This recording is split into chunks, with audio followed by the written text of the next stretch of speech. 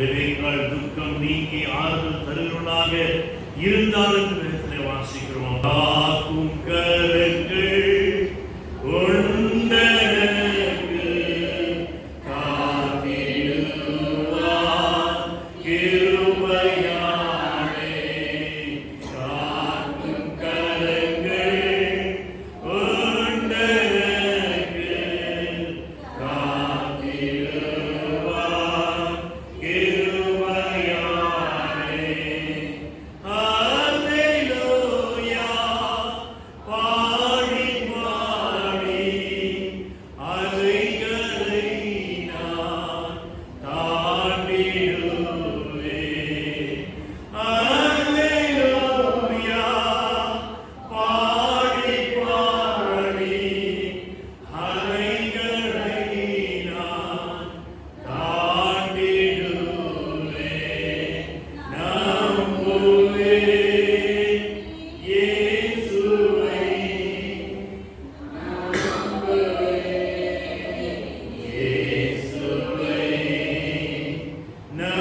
நம்புவேன். இயேசுவை நம்புவேன். இயேசுவை. ரெபேக்காள் என்றால் எபிரேய ஆக்கியோர் இதை குறித்து சொல்லுகின்ற உடனே இணைப்பு, கட்டுவதற்கும் பிணைப்பதற்கும் உரியவள் என்று சொல்லி நம்முடைய ஒவ்வொரு பெயர்களுக்கும் ஒவ்வொரு அர்த்தம் உண்டு. எனக்கு ரொம்ப பெருமை இதுக்கு. ஆமா, எனக்கு எங்க அம்மா வச்ச பேரு எனக்கு ரொம்ப பெருமை. என் வீட்டு பிள்ளைங்களாம் சொல்லுவாங்க, இந்த மனுஷனுக்கு இம்மாவே நிச்சயமா அந்த அம்மா. தேவன் உன்னோடு கூட இருக்கின்றார். அல்லேலூயா. ரெபேக்காளுடைய பெயருக்கு அவள் இணைக்கின்றவள், கட்டுகிறவள், பிணைத்து அழகு பார்க்கின்றவள். அந்த குடும்பத்துக்கு ஒரே ஒரு மகள் தான் இந்த ரெபேக்காள். இந்த ரெபேக்காள் சிறு வயதிலே இருந்து எப்படி வளர்ந்தாள் என்றால், வீட்டில் பொட்ட பொண்ணுங்க நிறைய பிறந்துட்டா கஷ்டம்.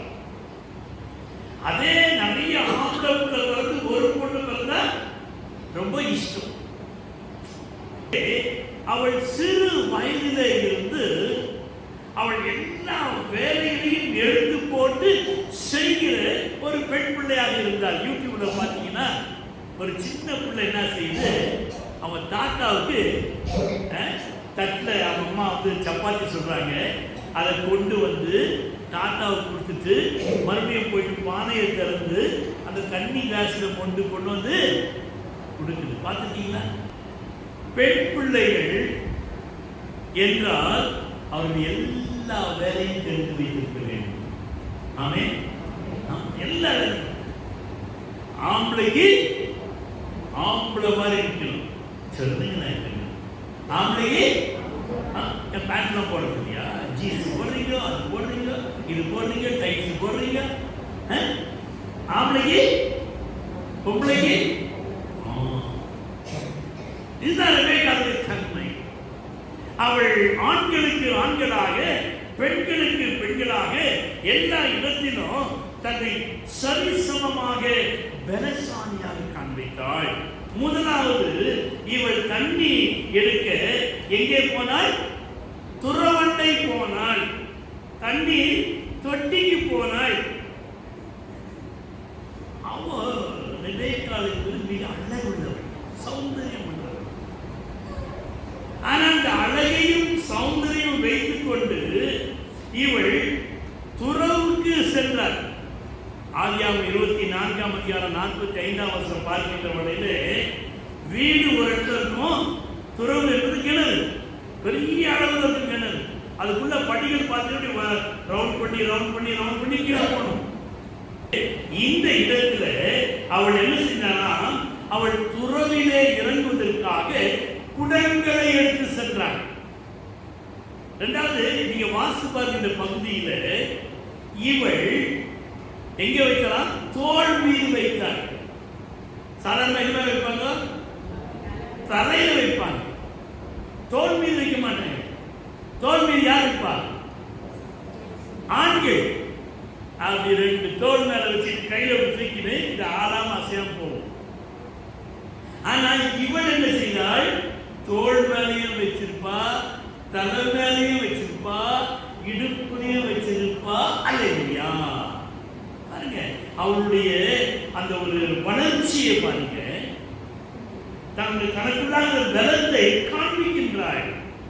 இன்றைக்கு உங்களுடைய வாழ்க்கையிலே சகோதரிமார்கள் பலமுள்ளவர்களாக இருக்க வேண்டுமானால் அவர்கள் ஆண்களை போல எல்லா காரியத்திலும் அவர்கள் முதலாவதாக வந்து வேலைகளை செய்ய கற்றுக்கொள்ள வேண்டும். சாதாரணமாக அந்த துறவிலே இறங்கி இறங்கி இறங்கி இறங்கி உள்ள போயிட்டு அந்த தண்ணீரை நிரப்பிக்கிட்டு மறுபடியும் கையில குடம், இடுப்புல குடம், தோல்ல குடம், ஒருவேளை தலையிலையும் குடம். அதை வச்சு எப்படி வந்திருப்பாங்க? இந்த கரகாட்டக்காரன் பாத்தீங்களா? நான் சினிமா வச்சிருந்தேன். கரகாட்டக்காரன் தலையில என்ன செய்யுமா? வச்சுக்கின்னு ஆடிக்கின்னு அப்படியே கீழே இறக்குவான், மறுபடியும் மேலே ஏற்றுவான், பின்னாடி இடுப்பு முதுகிட்ட போகும், மறுபடியும் ஆடி ஆடி ஆடி தலைக்கு கொண்டு வந்து நிற்க வைப்பான். அது போலதான் தண்ணீரை சுமந்து வருவது என்பது அது ஒரு கலை. வீட்டிலே பெண்கள் உங்களுடைய டேஷை முடித்துவிட்டு வந்தீர்களா?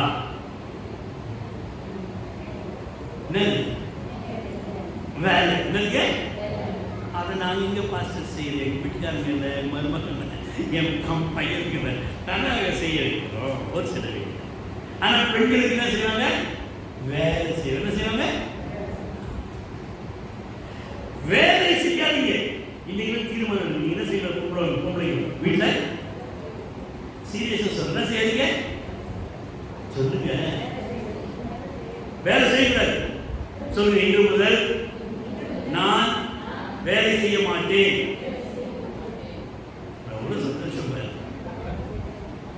உண்மைதான், நீங்க வேலை செய்யக்கூடாதுங்க. ஏன் கேட்டீங்களா? தினமும் காலையில எங்க போயிட்டு வருவீங்க? எங்க போறாங்க? வேலைக்கு போறாங்க. ஆம்பளை எங்க போறாங்க? காலையில போயிட்டு இதுல நடுவில் ஓபி அடிப்பாங்க. ஒண்ணுக்கு தண்ணிக்கு அதுக்கு இதுக்குன்னு சொல்லிட்டு அந்த கம்பெனியில வேலை செய்யறவங்க பாத்தீங்கன்னா டீ டைம் வரதுக்கு முன்னாலே கை கழுவிடுவான், சாப்பாடு டைம் வரதுக்கு முன்னாலே கை கழுவிடுவான். அதுக்கு என்ன ஓபி அடிக்கிறாங்க? என்ன அடிக்கிறாங்களா? ஓபி அடிக்கிறாங்க. இதுதான் வேலை செய்யறது. இதுதான். அதனால தான் சொல்றேன், பொம்பளைங்களே நீங்க என்ன செய்யறீங்க? பெருக்குங்கன்னா ஒரு அம்மா என்ன நீங்க தெரிஞ்சதுக்கு போய் செஞ்சாங்க. நல்ல அருமையான செய்வது. தொடர்பு மாஸ்டர் தொடர்பு டிங் டிங் டிங் டிங் டிங் டிங். இங்க இருக்கிற குப்பை அங்கே போ, அங்க இருக்கிற குப்பை இங்கே போ, எல்லாம் கட்டி கீழே கீழே சோஃபாக்குள்ள கீழே போயிடும். வாங்க வாங்க வாங்க வாங்க. இதனால இது வேலை செய்யும். வேலை செய்யணும். எப்படி செய்வாங்க? ஏதோ கடமைக்கு செய்வது. அதனால சொன்னீங்க என்ன செய்யாதீங்க? வேலை செய்யணும். அப்ப என்ன செய்யணும்? நீங்க யாராக மாறணும்? மினிஸ்டராக மாறணும். யாராக மாறணும்? மினிஸ்டர் தான் சேவை செய்யணும். என்ன செய்வாங்க? சேவை செய்கிறவர்கள். அப்போ நீங்களும் சேவை செய்யணும். நாட்டுக்கு சேவை செய்வதற்கு பேர் தாங்க மினிஸ்டர். அப்போ கர்த்தர் உங்களை சேவை செய்யும்படியாக உங்க குடும்பத்துக்கு உங்களுக்கு நீங்க சேவை செய்வீங்க. செய்கிற ஒவ்வொரு காரியமும் சேவையாக இருக்க வேண்டும். அப்பொழுதுதான் அது ஆசீர்வாதமாக மாறும். இந்த ரெபேக்காள் என்ன செய்தானா? அவள் துறவிலே இறங்கி தன் வீட்டுக்கு வேண்டிய தண்ணீரை நிரப்புகிறவளாக இருந்தாள். அவள் வீட்டின் பாரங்களை சுமக்கக்கூடியவளாக காணப்பட்டாள். வேதம் சொல்கிறது, கலாத்தியர் 6வது அதிகாரம் 2வது வசனம் வாசிக்கின்றவளிலே, ஒருவர் பாரத்தை ஒருவர் சுமந்து கிறிஸ்துவின் பிரமாணத்தை நிறைவேற்று. நான் செய்வேன், போ, நான் வேற சாமான தேய்ச்சிருப்பேன், ஓ நீ கழுவு. நம்ம தேய்ப்பாங்களா? அதுக்கு சாமான ஆயிடும். இதெல்லாம் வேலை. அப்ப என்ன செய்யணும்? சேவை செய்யணும். ரெபெக்காள் அந்த வீட்டிலே அவள் சேவை செய்தாள். அவளுடைய வாழ்க்கையானது ஒரு ஜெப வாழ்க்கையாகவே இருந்தது. அவள் துறவிலே இறங்குகின்ற வடையிலே, ஏறுகின்ற வடையிலே, தண்ணீரை எடுத்துக்கொண்டு தூரத்தில் தன் வீட்டுக்கு செல்லுகின்ற வடையிலே அவள் சோர்ந்து போகவில்லை. சோர்ந்து போகவில்லை. சாதாரண சோர்வு ஆண்களுக்கு வருமா, பெண்களுக்கு வருமா? சொல்லுங்க. யாரு வரும்? சாதாரண பெண்களுக்கு தான் வரும். ஆண்களுக்கு ஏன் வராது? தலையெழுத்து சொந்துதான் செய்துதான் ஏதாவது திருப்பி சொன்னா வீட்டுல அம்மா அந்த ஆட்டம் ஆயிடுவாங்க. அத்தோட வாயை மூடிக்கிட்டு ஏதோ சொந்த வேலையை செஞ்சுக்கிட்டு சிலுவை சுமந்த ஒரு அவ்வளவுதான். ஆனா பலசாலி யாரு? நாங்களா? நீங்க தான் எழுப்பிலே உருவாக்கப்பட்டவர்கள். அவர் வேதம் சொல்றது உங்களை பலவீனமான பாண்டம். என்ன பாண்டமா? அந்த பலவீனம் என்பது வேறு காரியம். நான் முன்பதாக சொல்றேன். தேவனுடைய பிள்ளைகளே, கர்த்தர் உங்களை உருவாக்குகின்ற வேளையிலே பலசாலியாக உருவாக்கி இருக்கிறார். அல்லேலூயா. நீ யாரு? பக்கத்துல பார்த்து யாரு?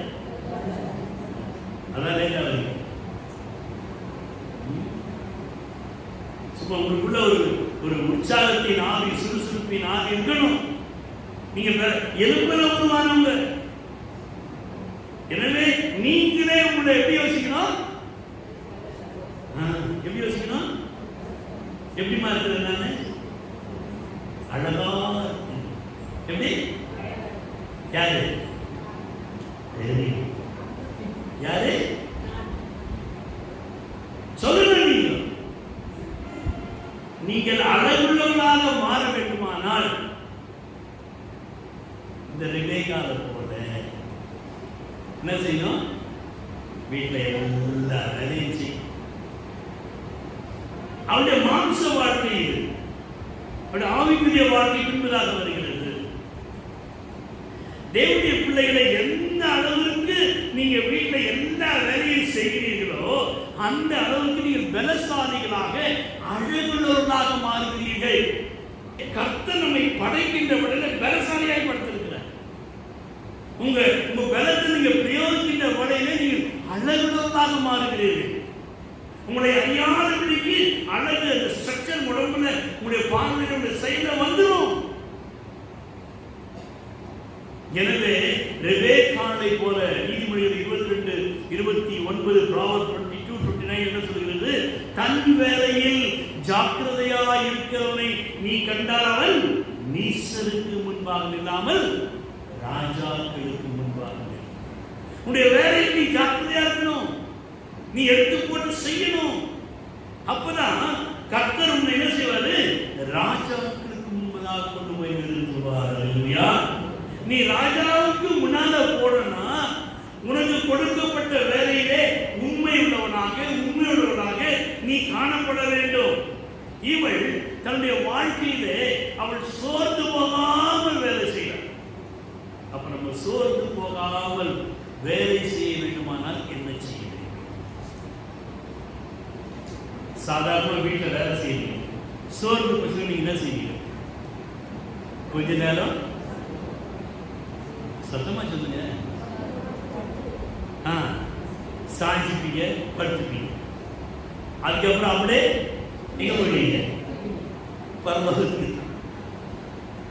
எல்லா வேலையும் அப்புறம் எந்திரிச்சு அவசரமா தடாப்படான்னு செய்யும். தேவனுடைய பிள்ளைகளே, நாம் சோர்வு அடைகின்ற நேரத்தில் எல்லாம் உலகத்தில் இருக்கிற பெண்கள் சோர்ந்து போய் தூங்கி போவார்கள். ஆனால் கர்த்தருடைய பிள்ளைகள் நாம் எப்படி இருக்கணும்? சோர்ந்து போன நேரத்தில் எல்லாம் என்னை உருவாக்கும் கிருபையில் என்னது? சோர்ந்து போகும் நேரத்தில் எல்லாம் என்னை உருவாக்கும் கிருபையில்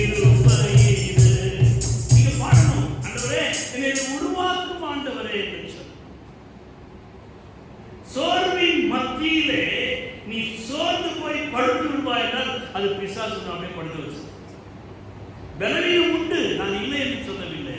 ஆனால் அவைகள் மத்தியிலே என்னை பலப்படுத்துகிற கிறிஸ்துவினாலே எனக்கு எல்லாவற்றையும் செய்ய பவுல் சொல்லுகிறார். அவனை குறித்து வேதத்தில் வாசிக்கிற ஒரு கால் நுண்டி உயரமும் குட்டையுமாய் காணப்படும் என்று சொல்லி, ஒரு சில ஞானிகளுக்கு அவன் கண்ணு சரியில்லை என்று சொல்லி, இப்படியாக சரீரத்திலே குறைவுள்ள இந்த பவுல் சொல்லுகிறார், என்னை பலப்படுத்துகிற கிறிஸ்துவினாலே எனக்கு எல்லாவற்றையும் செய்ய. நமக்கு எந்த குறையும் கிடையாது. கை, காது, கண்ணு, மூக்கு எல்லாம் கரெக்டா இருக்கு. ஆனா என்னக்கா இல்லை, அழகுதான் இல்லை. அதுக்கு என்ன செய்யணும்? ஏதாவது என்ன மாதிரி நீ அங்கே தீட்டி நீ எதையாவது தேய்ச்சி கொண்டு என்னைய பாருங்க.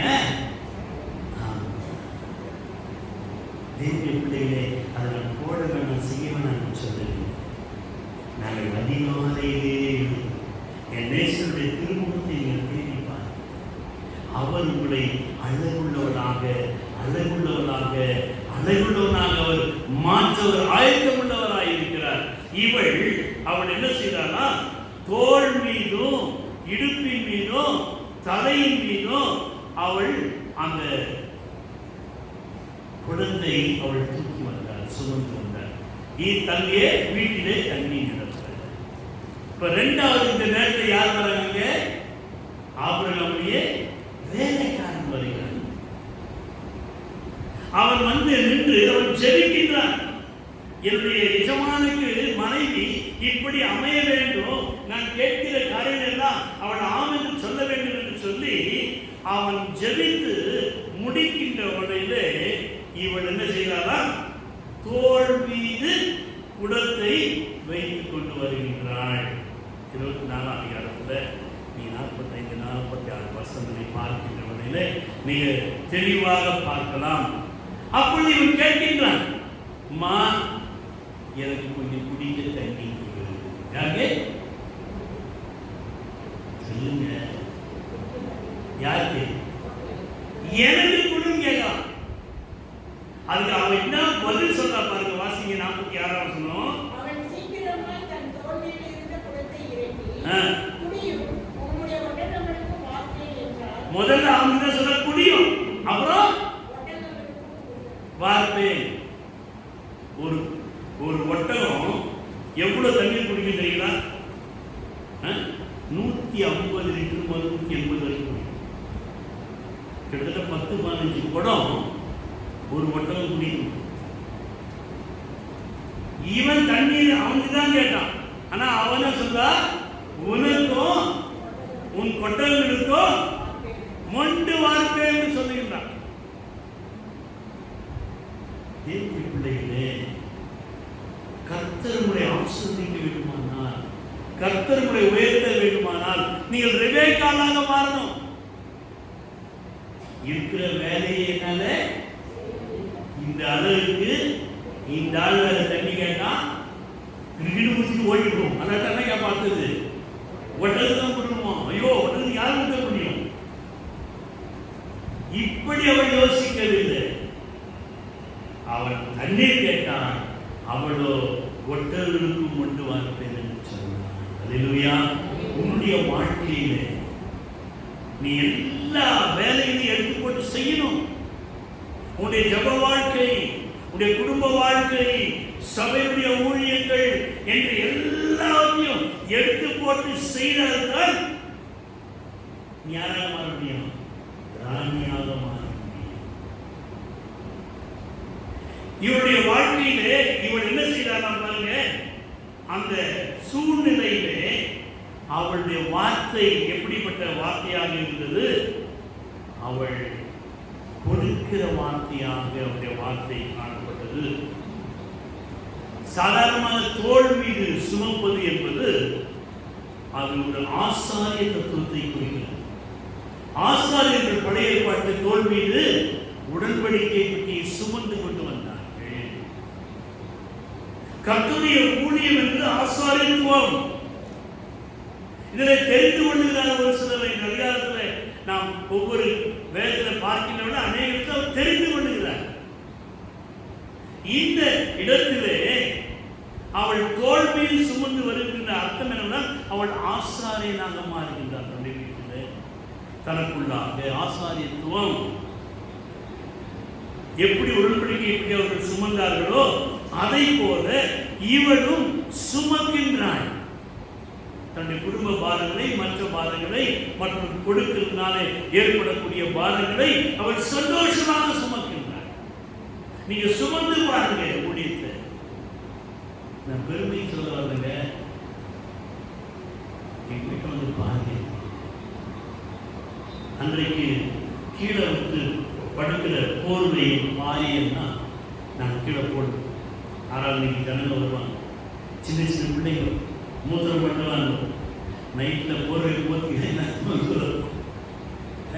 பப்பா ஒரு மூத்திரம் தண்ணிக்கு பப்பா இப்போ பாஸ்டா இருக்கான் நாமக்கா செய்யறது.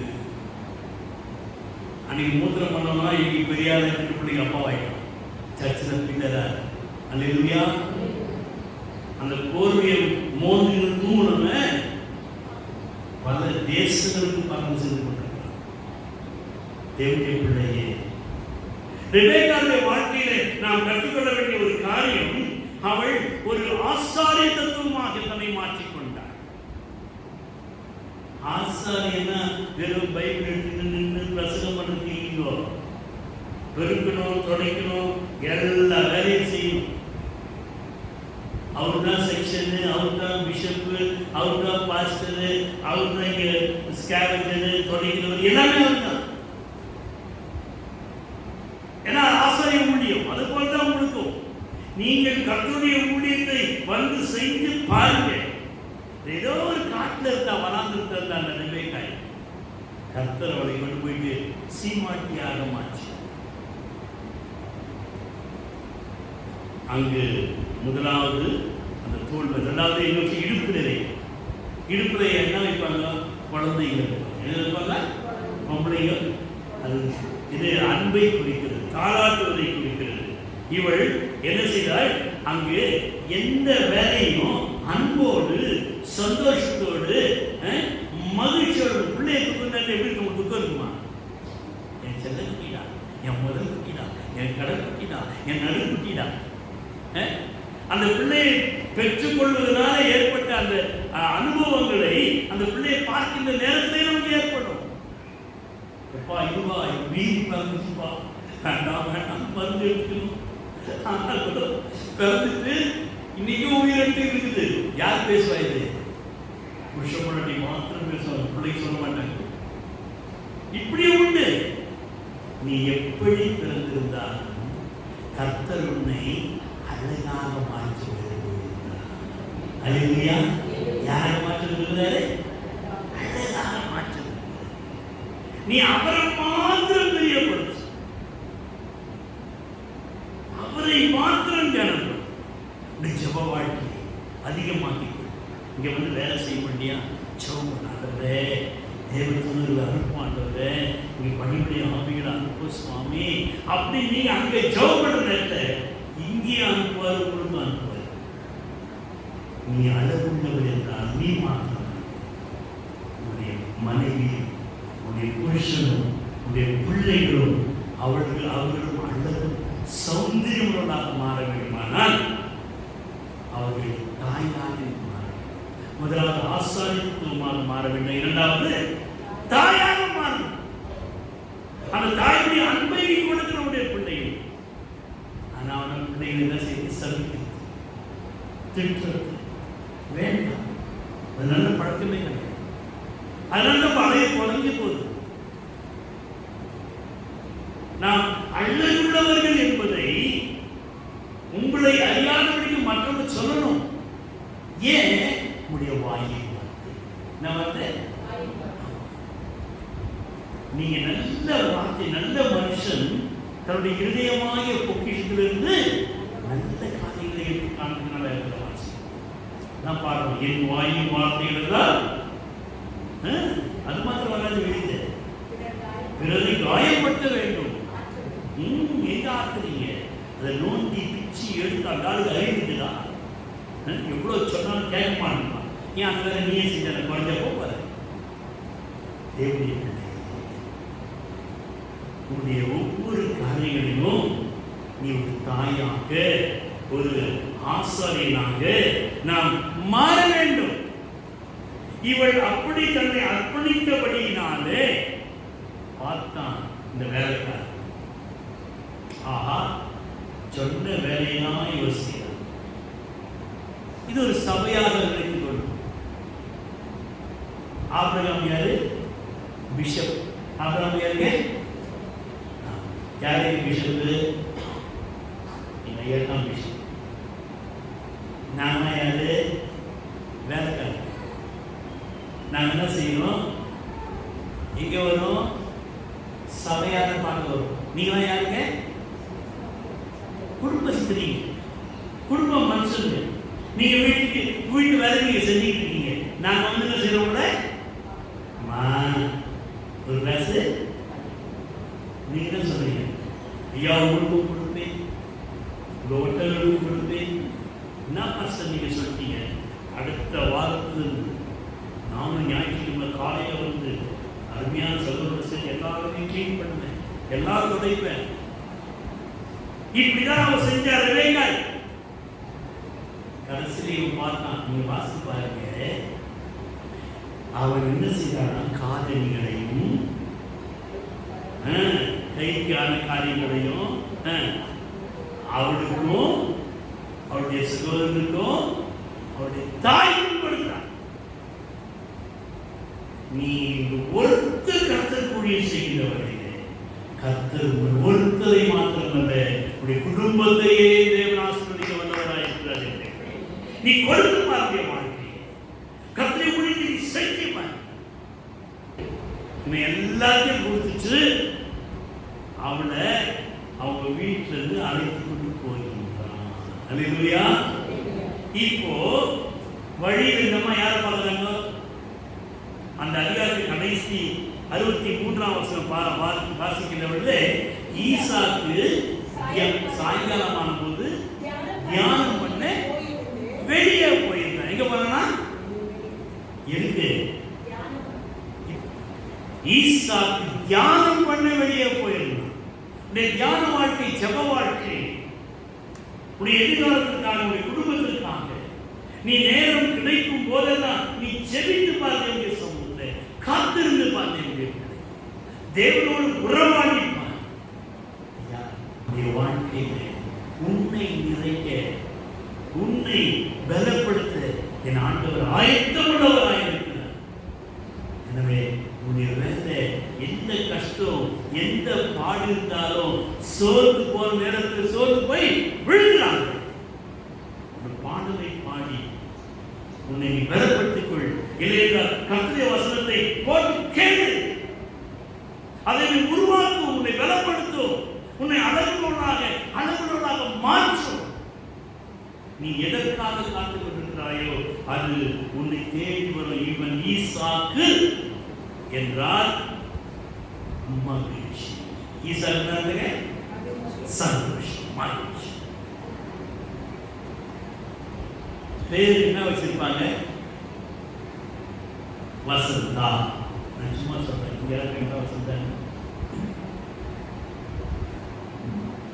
நம்ம முகத்துல என்னவே இருக்காது, வசந்தமே இருக்கு.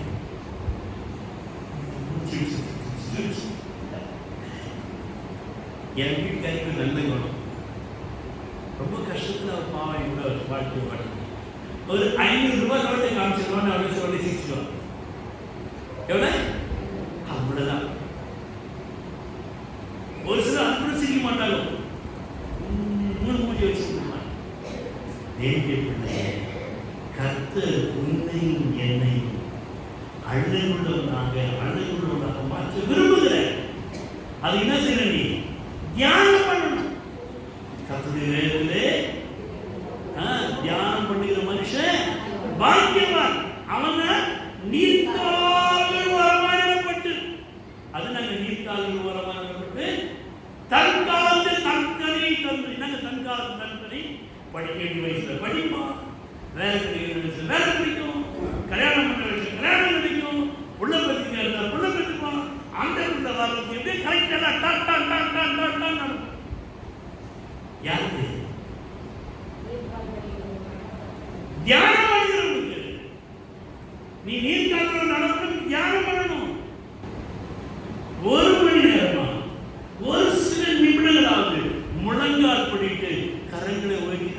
சோதரித்து பாரு, கர்த்தரை மகிமைப்படுத்தி பாரு. எந்த பிரச்சனையா இருந்தாலும் சரி, உனக்கு சொன்ன ப்ராபசி கர்த்தர் நிறைவேற்றுவார். ஆனா அதுக்கு ஆண்டவர் டைம் கொடுத்துருக்காரு. என்ன கொடுத்துருக்காரு? உனக்கு எந்த பிரச்சனை இருந்தாலும் நீ தேவனுடைய கருத்துல ஒப்பு கொடுத்து அவர் எல்லாத்தையும் பார்க்கிறார் என்று அண்ணா தேவ சமூகத்தை வைத்து விட்டு அப்புறம் அவர் மனமகிழ்ச்சியாக இருந்தார். அளவில்லையா? அப்போ இப்பொழுது நீங்கள் யாராக மாறணும்? ஈசாக்காக மாறணும். யாராக மாறணும்? சொல்லுங்க, நான் ஈசாக்காக மாற வேண்டும். இயேசுவே என்னையும் ஈசாக்காக மாற்றும். அது நான் எப்பவுமே இருங்க சந்தோஷமா சிரிச்சிட்டு இருக்கேன். எந்த பிரச்சனை வந்தாலும் சரி, நீங்க மகிழ்ச்சியும் சந்தோஷமா இருக்கின்ற வகையில் கர்த்தருடைய காரியங்களை எல்லாம் ஆசீர்வாதத்தோடு முடிக்கிறாமே. தேவனால கூடாத காரியங்கள் ஒன்றும் இல்லை. இந்த ஈசாக்கு அவன் தியானம் பண்ண வெளியே போயிருந்த வகையிலே கண்களை எடுத்து பார்க்கிறான். எதிரில் யார் வராங்க? மனவாக்கி வராங்க. நீ தியானம் பண்ண போனாதான் நீ கண்களை எடுத்து பார்க்க முடியும். நீ கண்களை எடுத்து பார்த்தாதான் நீ எதுக்காக ஜெபம் பண்ணியோ அது உன்னை தேடி வரும். ஆமென். நிறைய பேருக்கு ரகசியம் தெரியவில்லை. இதை விட்டுட்டு ஃபேஸ்புக்கில், அந்த புக்கில், இதில், அதில், புரோக்கரில், இங்கே தேடிக்கிட்டே இருப்பான். அதில் ஏதாவது ஒருத்தர் இருந்தே இருக்கும். எங்கேயும் தேடாது. தேவ சமூகத்தில் தியானம் பண்ணினார். கர்த்தருடைய சபையில் ஊழியத்தை செய்தார். கர்த்தருடைய பிள்ளைகளோடு சேர்ந்து ஒரு வீட்டுக்கு போய் ஜெபம் பண்ணார். நம்முடைய விசுவாசிகள் அடுத்த விசுவாசி வீட்டுக்கு போய் உட்கார்ந்து வேத வசனத்தை வாசித்து ஜெபம் பண்ணுங்க, தியானம் பண்ணுங்க. நீங்கள் எதிர்பார்த்த காரியம் உங்களை தேடி வரும். ஆமென். தேடி வருது. இங்க அம்மா என்ன பண்ணிருக்காங்க? ஒட்டகத்துக்கு மேல. எது மேல? ஆமா, பெரிய பணக்காரி. அதனால அந்த ஒட்டகத்து மேல உட்காந்து வரா. ஒட்டகத்துக்கு யாரை பார்க்கறா? வீட்டுல போய் வாசிப்பாரு. ஈசாக்கு பார்க்கிறான். ஈசாக்கு நடந்து வரான். இவோ மேல இருந்து கீழே பார்க்கிறான். இவன் கீழே இருந்து இவன் தியானம் பண்றவன் மேல பார்க்கிறான். மேல பார்க்கறதுல எது கிராஸ் ஆகுது? ஒட்டகம் கிராஸ் ஆகுது. அதுல மனமாட்டி இருக்கு. அதை பார்க்கலாம தேவனுடைய பிள்ளையே, நீ மேல பார்க்க பார்க்க உனக்கு என்ன ஆசீர்வாதம் வருமோ அது உன்னை கிராஸ் பண்ணி போவோம். அதுவும் உன்னை பார்க்கும். அது என்ன செய்தது? அவள் ஒட்டகத்தை விட்டு இறங்கினாள், கீழே இறங்கினாள். அவ்வளவுதான். உன்னுடைய ஆசீர்வாதம் உன்னை தேடி வந்து உன் கீழே, நீ கீழே இறங்கி உங்ககிட்ட வந்து சேர்த்து விடும். உனக்கு தியான வாழ்க்கை இல்லை, ஜெப வாழ்க்கை இல்லை, தேவன் நம்புறது இல்லை, விசுவாசிக்கிறது இல்லை. தேவனை நம்பிப்பார், விசுவாசிப்பார், ஜெபிப்பார், ஆண்டவரோடு ஐக்கியப்பட்டுப்பார். உன்னுடைய எல்லா காரியங்களும் என் கர்த்தர் முன்னிலை கொடுத்து விடுவார்.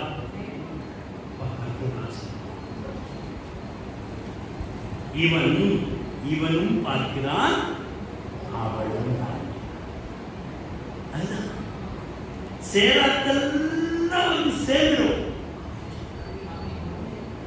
அடங்கா புடாரி புருஷன் அடங்கி போவான். அடங்கா புடாரி மாமியார் அடங்கி போவா. அடங்கா புடாரி கொண்டாட்டி அடங்கி போவா. எப்பா கண்களை ஏறெடுப்பேன் பாருங்க.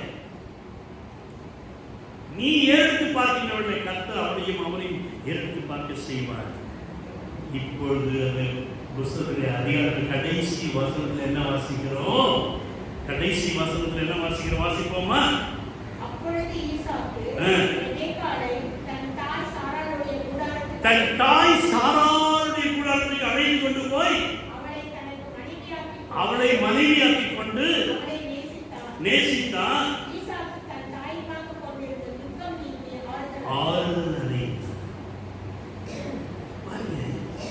நீங்க ரொம்ப பெருசானீங்க. நீங்க தான் ஆறுதல் தருகிறவர்கள், நீங்க தான் தேர்தல் தருகிறவர்கள். நீங்க தான் பெண் என்றால் தாய், தாய் என்றால் அன்பு. நீ அன்புள்ளவளாக, ஒரு நல்ல குணசாலியான ஸ்திரீயாக, எல்லாத்தையும் சுமக்கிறவளாக, எல்லாத்தையும் ஏற்றுக்கொள்கிறவளாக நீ இருக்க வேண்டுமானால் உன் வேலையை ஸ்ட்ராங்கா எந்த வேலையை போட்டு செய்யும். இரண்டாவது, உன்னுடைய வாழ்க்கையிலே கொடுக்க கற்றுக்கொள்ள வேண்டும். அவள் அள்ளி அள்ளி கொடுத்தாள், துணிந்து கொடுத்தாள். மூன்றாவது, சந்தோஷமாக அவள் இருந்தால் அப்படின்னாலே சந்தோஷமே அவளுக்கு மனவாழ்னா கிடைக்கும். என்ன பிரச்சனை வந்தாலும் உங்க சந்தோஷமாக இழந்துடாது. ஒரே ஒரு இடம் தான் அனுப்புற இடம். நீங்க தேவ சமூகம் துக்க வீட்டை போய் இருக்க இங்க ஆச்சுட்டாங்க பிரசன்ட். அவ்வளவுதான். நாளைக்கு உண்டு அந்த சென்ட் உனக்கு உண்டு, எல்லாருக்கும் எனவே முதலாவது உன் வேலையை ஸ்ட்ராங் ஆகணும். இரண்டாவது, நீ எல்லாருக்கும் கொடுக்க கற்றுக்கொள்ள வேண்டும். மூன்றாவது, எல்லா வேலையும் செய்து அவன் சோர்ந்து போகாமல் மனமகிழ்ச்சியாக இருந்தவனால மனமகிழ்ச்சி அவளை தேடி வந்தது. ஆனால் பேருக்கு அவனுக்கு சந்தோஷம் மகிழ்ச்சி அவனுக்கு இல்லை. ஈசாக்கு சந்தோஷம் இல்லையே, தன் தாய்க்கான துக்கம். எங்க பிரச்சனை தான் யாருக்கு சொல்ல முடியும்? அம்மா சொல்லணும். அம்மா தான் நின்று கேட்பாங்க. பிள்ளைக்கு என்ன பிரச்சனையானாலும் சரி சாத்தியமாக தாய் அங்கே மிஸ் ஆயிடுச்சு. இப்போ துக்கமா இருக்கு. இப்ப இவனுக்கு என்ன வேணும்? யாருக்கு தர? தாய் தான் வேணும். போண்டா டீ யாரும் முடியாது. நீங்க போண்டாவை டீயை கொடுத்துட்டு கடைசியில் தான் செய்வீங்க. இது வாங்கி பாயா, அது வாங்கி பாயா. அவன் சம்பளமே ஒன்றும் இல்லை. கடைசியிலே இவள் யாராக மாறினார்? ஹல்லேலூயா. என்னுடைய பிள்ளையே, நீ தாயாக மாறுகின்றபடி உன்னுடைய புருஷன் அழுது கொண்டிருக்கிறார். இன்னைக்கு அநேக ஆண்கள் அழுது கொண்டிருக்கிறார்கள். நீ ஒரு தாயாக இல்லாதபடி, நீ ஒரு நல்ல ஒரு தாய் ஸ்தானத்திலே நீ இல்லாதபடினாலே உன்னுடைய புருஷன் அவனுடைய வாழ்க்கையில மேலே ஏற முடியும். அவன் சோர்ந்து போகின்ற வேளையிலே நீ அவனுக்கு நீ தாயாக இருந்து தேற்ற வேண்டும். அவனை நீ தேக்கி தைரியப்படுத்த வேண்டும். உனக்கு பெரிய பொறுப்பை கற்றுக் கொண்டிருக்கிறார். அதுதான் எங்க மண்ணில் படிச்சு உன்னை எலும்புல படிச்சிருக்கிற. சண்டை போடுறது இல்லை, வீட்டை துக்க வீட்டாய் மாற்றுவதற்கு இல்லை. உங்களாலே மகிழ்ச்சி பெற வேண்டும். அப்போ நீங்க மகிழ்ச்சியா இருக்கணும். நீங்கள் மகிழ்ச்சியா இருக்க வேண்டுமானால் நீங்கள் உள்ளது போதும் என்று நீங்கள் நினைக்க முடியாது. நீங்கள் தேவ சமூகத்தில் தியானம் பண்ணணும். வேதத்தில் தியானிக்கிற மனுஷன் தியானம் பண்ணணும். எல்லா வேலையை எடுத்து போட்டு செய்யணும். அவ்வாறு செய்கிறவர்களை சோர்வு வருகின்றான். பாடணும், துதிக்கணும், வசனங்களை கேட்கணும். உங்களை நீங்களே நீதிமன் 31 சொல்கிறவட்டமாக அவளின் தன்னை இடை கட்டி கொண்டு ஆரம்பிச்சு. நீங்கள் உங்களை இடை கட்டி கொண்டு வாருங்கள். உங்களுக்குள்ளாக மகிழ்ச்சி, உங்களுடைய சந்தோஷம். உங்கள் வீட்டில் பார்க்க இன்னுமா இன்னைக்கு ரொம்ப சிரிச்சிங்க. என்ன விஷயம்? நீங்க என்ன சொல்லணும்? கவலைப்படாதீங்க, ஆண்டுகளை பார்த்து நீ சந்தோஷமா இருக்க, மகிழ்ச்சியா இருக்க. நான் கேட்கிறேன், நீ என்ன சொல்ற? Don't worry my dog. எல்லாம் ஆண்டவர் பார்த்துக்கணும். நீங்கள் உற்சாகப்படுத்துவதாக மாறிப்பார். தேய்ச்சி பாருங்க, தியானம் பண்ணுங்க, செவிங்க. உங்கள் மூலியமாக உங்களுடைய குடும்பம் கட்டப்படும். இரண்டாவது கரத்திலே தான் வரும். இந்த கரமாக ஆஸ்வதிக்கப்பட்ட கரம். இந்த கரத்தை புருஷன் மீது கற்பண்ணி ஜோம் பண்ணி கரங்களை பிடித்துக் கொண்டு செவி. அந்த அன்பையும் நேசத்தையும் காண்பீங்க. வெறுப்பையும் பிரச்சனைகளையும் சந்தேகங்களையும் குழப்பங்களையும் காண்பிக்க வேண்டாம். அது பிரிவினையை உண்டாகும். நீ ஒரு கர்த்தருடைய மகனாக, சபையில் கர்த்தருடைய பிள்ளையாக மாறணும், மனவாட்டியாக மாறணும். அவ்வாறு மாறுகின்ற படையிலே அவனுடைய கடைசியாய் பார்க்கிறோம், தன் தாய்க்காக கொண்டிருந்த துக்கம் நீங்கி ஆறுதல் அடையும். ஒரு வீட்டுக்கு அந்த அம்மா வீட்டையும் மறந்து அந்த அளவுக்கு நம்ம என்ன பண்ணணும், பாசத்தை நேசத்தை ஒருவருக்கு ஒருவர். Not only one area, I talking both. இருவருக்கு நான் சொல்லக்கூடிய நான் ஏன் தெரியவில்லை, 8 வருஷம் கழித்து ஆண்டவர் வேறு இடத்துல போயிருக்கிறார். எனவே உங்களுடைய குடும்பம் சந்தோஷமாக மகிழ்ச்சியாக இருக்க வேண்டுமானால் நீ முதலாவது மகிழ்ச்சியாக இருக்க. நீ மகிழ்ச்சியாக இருக்க வேண்டுமானால் உங்களுடைய ஜெப வாழ்க்கை ஆண்டவரோடு ஜெபித்துக் கொண்டே எல்லா வேலைகளையும் எடுத்துக்கொண்டு அவரோடு உறவாட வேண்டும். இவள் இப்படியாக செய்தபடியினாலே 20 வருஷம் பிள்ளை, எத்தனை வருஷம்? 20 வருஷம் பிள்ளை. கடைசியிலே அவள் கர்த்தரிடத்திலே விசாரித்தாள். புருஷன் சண்டை போட்டு ராகேல் சண்டை போட்டான், எனக்கு உள்ள கொடு தச்சுட்டு போறேன்னா. ஆனால் இவளோ கர்த்தரிடத்திலே விசாரித்தாள். காரணம் என்ன? ஈசாக்கிடத்திலே பார்க்கிறாள். அவனுடைய ஞான வாழ்க்கை, ஜெப வாழ்க்கை. உன்னுடைய ஜெப வாழ்க்கை, உன்னுடைய ஞான வாழ்க்கையாக உன்னுடைய புருஷனை மாற்றும், உன் மனைவியை மாற்றும், நம்மை மாற்றும் தேவையில்லை. எனவே நாமும் கர்த்தரிடத்திலே விசாரிக்கிறோம். அப்படி பிரச்சனைகள் மத்தியில் நீ ஒரு தாயாக, ஒரு ஆசாரிய ஊழியம் செய்கிறவராக உன்னை மாற்றிக் கொள்கிறவர்களே, உண்மையாகவே கர்த்தர் நீ உன்னுடைய புருஷனுடைய மனைவி தேற்றுகின்றவர்களே, கர்த்தர் உன்னை தேற்று.